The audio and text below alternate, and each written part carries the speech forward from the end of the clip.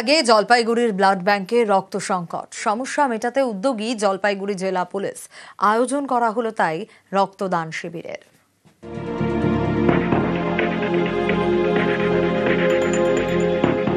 জলপাইগুড়ি মেডিকেলে blood bank, এখানেই রক্তের সংকট। এই সমস্যা মেটাতে রক্তদান শিবির আয়োজন করল পুলিশ। জলপাইগুড়ি ব্লাড ব্যাংকে প্রতিদিন 50 ইউনিট রক্ত প্রয়োজন, সেখানে শনিবার ছিল মাত্র 11 ইউনিট রক্ত।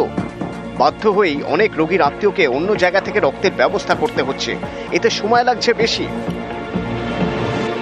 আমার এক ভাস্তি আছে। কিসের জন্য এসেছিলেন? ব্লাড কি বললো? দুই পাতারই ব্লাড লাগে, ব্লাড পাচ্ছি না, ডোনার নামতে বলে। ডোনার কার্ড আছে দুইটা, ডোনার কার্ড দিয়ে ব্লাড দিচ্ছে। আচ্ছা, এখন ব্লাডটা পাচ্ছি না, খুব খুঁজতেছি, দেখি পাওয়া যায় নাকি।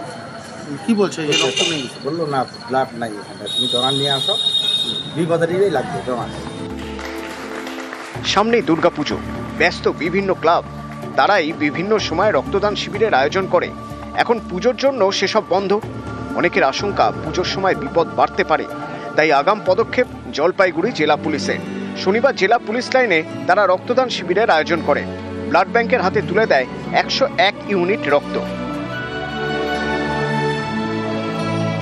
পূজা আসছে সামনে, এই পূজার জন্য একটা ভালো উপহার হবে কি যারা অসুস্থ মানুষ, যার অনেকবার ব্লাড ডেইলি দরকার হয়, আমাদের এই হসপিটালে যারা Jalpaiguri medical college and hospital আছে, ওখানে ব্লাড সবসময় অ্যাভেলেবল হয়। এখানে ব্লাড ছিলাম। ব্লাড কে ভর্তি আছে? ভাগিনা আছে। ভাগিনা ভর্তি আছে কেন? কি বললো? এখানে রক্ত নেই? রক্ত নেই, রক্ত দিতে লাগবে, তারপরে ওটা শেষ করে দিতে হবে। আচ্ছা, মানে রক্তের একটা সংকট চলছে। জলপাইগুড়ি থেকে শান্তনু বর, নিউজ 18 বাংলা।